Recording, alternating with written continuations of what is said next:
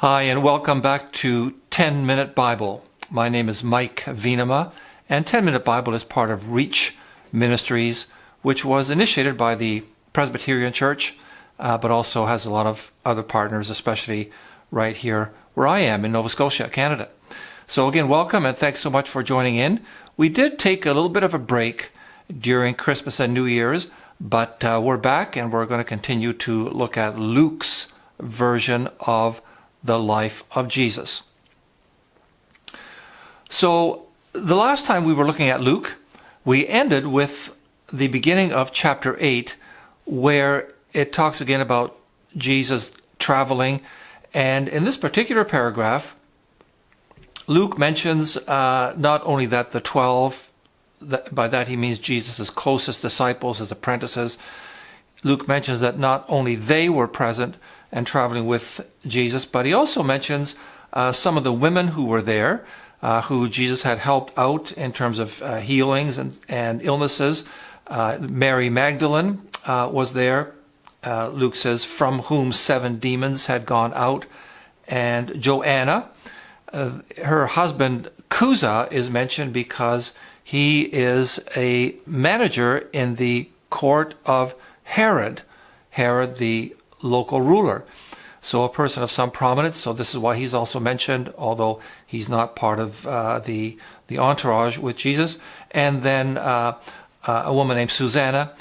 And it mentions many others who were with Jesus, women who also had considerable means to support Jesus and his disciples, which is good because, of course, Jesus and his disciples were not farming or manufacturing or working in conventional work. They were traveling and teaching.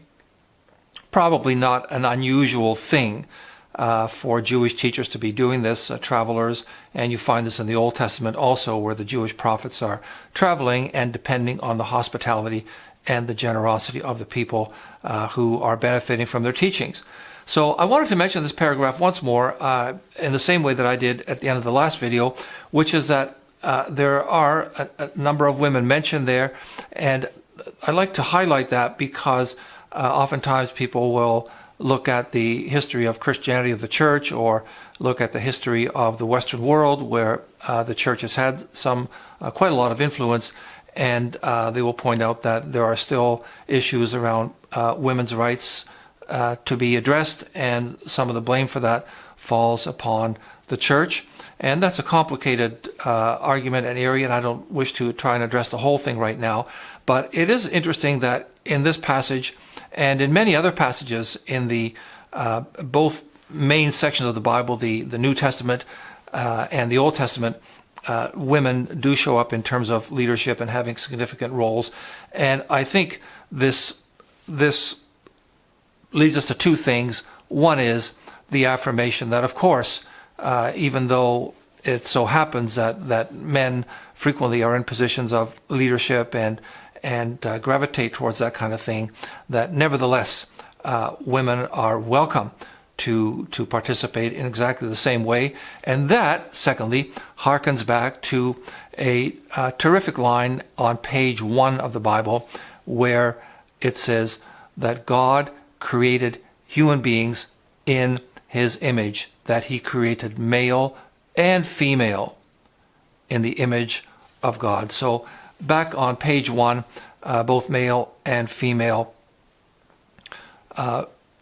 we find have the same level of dignity and stature. And passages like this one in Luke kind of draw us back to that kind of foundational perspective on men and women. And I think opens up the way to a really healthy way of looking at gender and issues of sexuality, even in today's culture, absolutely. So I want to continue on from there and dive into a few more sections of chapter 8, and we're just going to continue on as the chapter is written. So I'm going to read a bit and then make a few comments. I think I'll just read the entire passage. As they went from town to town, a lot of people joined in and traveled along. Jesus addressed them using this story. A farmer went out to sow his seed. Some of it fell on the ground. it was tramped down and the birds ate it. Fell on the road.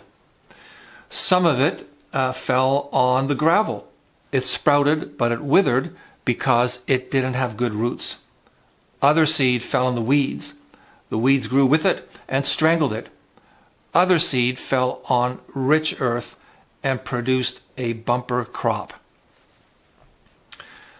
I'm going to skip a couple verses because I want to get to where Jesus interprets this illustration. And he says, this story is about some of those people. The seed is the word of God. Seed is the word of God. The seeds on the road are those who hear the word, but no sooner do they hear it than the devil snatches it from them so they won't believe and be saved. And the seeds in the gravel are those who hear with enthusiasm, but the enthusiasm doesn't go very deep. It's another fad, and the moment there's trouble, it's gone. And the seed that fell in the weeds, well, these are the ones who hear, but the seed is crowded out and nothing comes of it as they go on about their lives, worrying about tomorrow and making money and having fun. But the seed on the good earth, these are the good hearts who seize the word and hold on no matter what, sticking with it until there is a harvest. Now, in between, there's another couple of verses, and I'm going to get to those in a few minutes. But I want to say a few words about this story of the seed falling on different kinds of ground and Jesus' interpretation of that.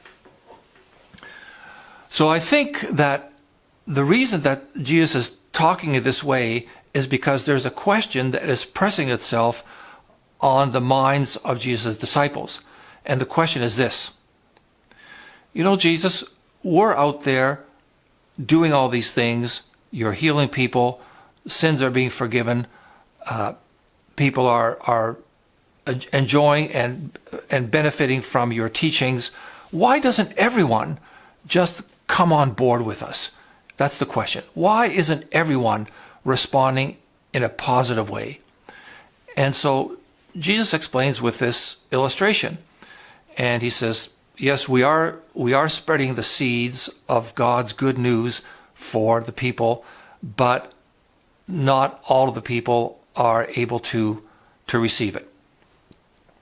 So about the seed that falls on the road, on the hard ground, Jesus says it doesn't do anything. Before you know it, birds come along, the devil snatches the message away, and nothing comes of it. Now, we might think, well, that sounds a little odd. Is it really the case that there's a demon or a devil that takes the good message away? Well, all through the Bible, you find this sense that yes, there is a world of angels, and some of them have rebelled against God and are causing a lot of mischief, a lot of trouble.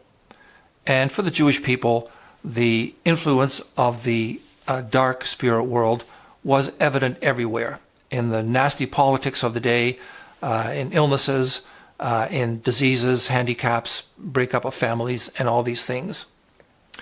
You know, many years ago, I went through a phase of trying to reject God and all that kind of thing. And I remember one time talking with the person who eventually became my brother-in-law.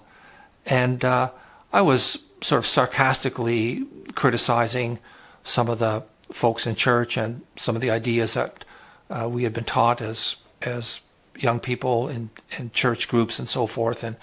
And I remember he kind of looked at me and he said, well, Mike, where do these ideas come from? And his implication was that you know, there is a dark world of spirits, and it can have an influence on your thinking. Well, when I heard that from him, I thought, oh, that's quaint.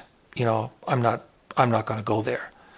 But as I look back on it, I wonder, you know, isn't it possible for good seed to be thrown in a person's life, to be dropped, and then there is a dark world, and the good seeds are snatched away, so that that nothing comes of it. Many people spend a good deal of their life's energy investing in their children, and in particular, trying to instill in them faith in God. And what happens? Other thoughts, other voices come into their minds, and sometimes they throw away all the teaching that has been invested in them. And I think even when you look at the world around us, you look at mob violence, as happened in Washington this past week. You look at incredibly terrible wars and conflicts that have happened. You see where oftentimes even good people resort to very barbaric means in order to try and survive and win battles of different kinds. So the role of demons in our world, I don't think it should be just dismissed, but I think we can take it as a serious thing. And once you kind of step into that territory, you're kind of stepping into a whole Christian understanding of how the world is constructed, and not that there's not a place for humans to think things through, and we're not just puppets at the end of being manipulated by angels and demons and God and so forth. But nevertheless, that dark world is there and should be taken into account. So there's that. Some people are hear the message, but nothing happens because other thoughts go in and take it away, undermine it, or object to it. Then Jesus also says, well, some people receive the message very enthusiastically, and they're gung-ho, they're involved in church or whatever, or they're supporting the person who gave the message to them. Sometimes I've had that happen in my own life too. But after a while, different things happen. Their character is not really well formed enough to really do much with the message, so that in that sense the soil is shallow. There's gravel in it and so forth, and nothing much comes of it. And eventually, at least for the time being, they go elsewhere. And then Jesus also says that there are some people who hear the message and they are maybe interested, but they've got so many worries.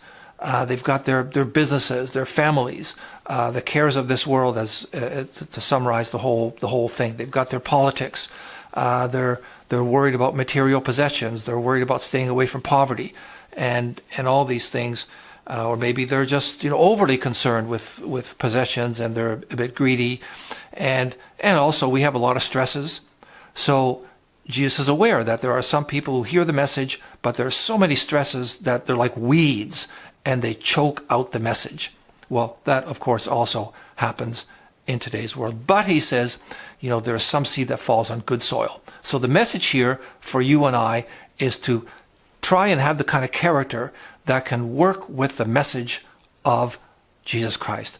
Have the kind of character that can absorb it, that can persevere, that can work with it, that can let it go in deep, that can let it sort of look at the message for extended times. And well, how does that impact this part of my life, or that part of my life, or this part of my life? How does that impact my relationships? How does that impact the way I need to be doing business? So there is all that. Okay, so yes, let us try to be the kind of people who have the character that can work with the message of Jesus Christ. Now, I mentioned that there's a little section in between the story and Jesus' interpretation that I want to get at, and we'll take care of that next time. It's where the disciples ask, well, why are you telling stories in the first place? And Jesus has a very interesting answer to that question.